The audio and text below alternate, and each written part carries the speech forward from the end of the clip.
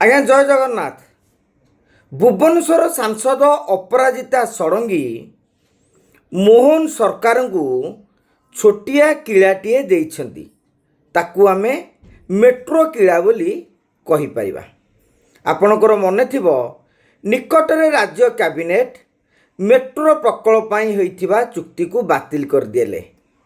ଅର୍ଥାତ୍ ଆଉ ମେଟ୍ରୋ ରେଳ ପ୍ରକଳ୍ପ କଥା ଚିନ୍ତା କରାଯିବନି ବା ସେ କଥା ଆଗେଇବ ହିଁ ନାହିଁ। ଯୁକ୍ତି ବଢ଼ାଗଲା ଯେ ରାଜ୍ୟରେ ଗୋଟିଏ ମେଟ୍ରୋ ପ୍ରକଳ୍ପ କରିବା ପାଇଁ ଆବଶ୍ୟକୀୟ ମାନଦଣ୍ଡ ନାହିଁ। ଯେଉଁ ମାନଦଣ୍ଡଟି 2047 ବା 2041 ବେଳକୁ ପୂରଣ ହେବ ବୋଲି ଅନୁମାନ କରାଯାଉଛି। ଯେହେତୁ ମୋହନ ସରକାର ନିଷ୍ପତ୍ତି ନେଇଗଲେ, ଭାରତୀୟ ଜନତା ପାର୍ଟିର ନେତା କାର୍ଯ୍ୟକର୍ତ୍ତାମାନେ ସହମତ ହେବା ସ୍ୱାଭାବିକ ଏବଂ ଯେଉଁ ବିରୋଧୀ ପକ୍ଷରୁ ମାନେ ବିଜେଡ଼ି ହେଉ କଂଗ୍ରେସ ହେଉ କାହିଁକି ମେଟ୍ରୋ ପ୍ରକଳ୍ପ ବନ୍ଦ ହେଲା ବୋଲି ପ୍ରଶ୍ନ ଉଠାଗଲା, ସେତେବେଳେ ସେମାନେ ବିଜେଡ଼ି ମିଛ କହୁଥିଲା, ଆବଶ୍ୟକତା ନାହିଁ, ଏମିତି ଯିଏ ଯାହା ବାଟରେ ଗାଲୁ ଭୁରୁଡ଼ି ମାରିଲେ। କିନ୍ତୁ ଅପରାଜିତା ଷଡ଼ଙ୍ଗୀ ମୁଖ୍ୟମନ୍ତ୍ରୀଙ୍କୁ ପତ୍ର ଲେଖି ଜଣାଇଛନ୍ତି। ଅବଶ୍ୟ ମୁଖ୍ୟମନ୍ତ୍ରୀଙ୍କୁ ସିକ୍ରେଟ୍ ପତ୍ର ଲେଖିଦେଲେ କଥାଟା ଆଜ୍ଞା ଅଲଗା ହେଇଥାନ୍ତା। ଓପନ୍ ପତ୍ର ମାନେ ଓପନ୍ ଲେଟର୍ ଲେଖିଲେ ମୁଁ ଭୁବନେଶ୍ୱର ସାଂସଦ ହିସାବରେ ଆପଣଙ୍କୁ ନିବେଦନ କରୁଛି, ମେଟ୍ରୋ ପ୍ରକଳ୍ପ ଯେଉଁ ବନ୍ଦ କରାଗଲା ତାହାର ପୁନଃ ବିଚାର କରାଯାଉ।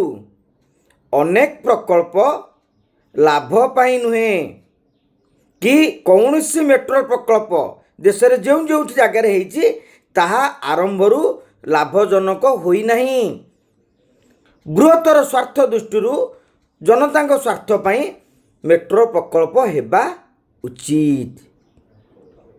ଅର୍ଥାତ୍ ଯେଉଁ ଭାରତୀୟ ଜନତା ପାର୍ଟିର ନେତାମାନେ କହୁଥିଲେ ମେଟ୍ରୋ ପ୍ରକଳ୍ପ ହେବା ଉଚିତ ନୁହେଁ ଏବଂ ବିଜେଡ଼ି ଗୋଟିଏ ନାଟକ କରୁଥିଲା, ଅପରାଜିତା ସେମାନଙ୍କୁ ଗୋଟିଏ ସରୁ ଚଟକଣିଟିଏ ମାଇଲେ। କହିଲେ ମେଟ୍ରୋ ପ୍ରକଳ୍ପର ଆବଶ୍ୟକତା ରହିଛି ଏବଂ ମେଟ୍ରୋ ପ୍ରକଳ୍ପ ହଉ। ଦ୍ୱିତୀୟ କଥାଟି କ'ଣ, ଅପରାଜିତା ଷଡ଼ଙ୍ଗୀ ଏବେ କାହିଁକି ଚିଠି ଲେଖିଲେ? ସେ ମଧ୍ୟ ଜନମାନସର ଲୋକମାନଙ୍କର ମତାମତ ବି ନେଲେ ଯେ ମେଟ୍ରୋ ପ୍ରକଳ୍ପ ବନ୍ଦ ହେଲା ଫଳରେ କେଉଁଭଳି ଭାବରେ ନକାରାତ୍ମକ ମତ ଯାଇଛି। କାହିଁକି ନା ଏହି ମେଟ୍ରୋ ପ୍ରକଳ୍ପଟି ଭୁବନେଶ୍ୱରରୁ କଟକ ଯାଏଁ ଥିଲା ଏବଂ ଯେହେତୁ ଭୁବନେଶ୍ୱର ସାଂସଦ ତାଙ୍କ ଭୋଟ ବ୍ୟାଙ୍କ ଉପରେ ପ୍ରଭାବ ପଡ଼ିବ ବୋଲି ସେ ଅନୁମାନ କରିଛନ୍ତି, ଯେଉଁଥିପାଇଁ ସେ ମୁଖ୍ୟମନ୍ତ୍ରୀ ମୋହନ ଚରଣ ମାଝୀଙ୍କୁ ଚିଠି ଲେଖି ଜଣାଇଛନ୍ତି ଏବଂ ଲେଖିଦେଇଛନ୍ତି ଯେ ବର୍ତ୍ତମାନ 18ଟି ଜାଗାରେ ମେଟ୍ରୋ ଚାଲିଛି, ସେପଟେ ଆଉ 16ଟି ଜାଗାରେ ମେଟ୍ରୋ ପ୍ରକଳ୍ପ କନଷ୍ଟ୍ରକ୍ସନ୍ ଅବସ୍ଥାରେ ଅଛି। କିଛି କିଛି ରାଜ୍ୟରେ ମଧ୍ୟ ଗୋଟିଏ ନୁହେଁ ଏକାଧିକ ମଧ୍ୟ ମେଟ୍ରୋ ପ୍ରକଳ୍ପ ହେଲାଣି।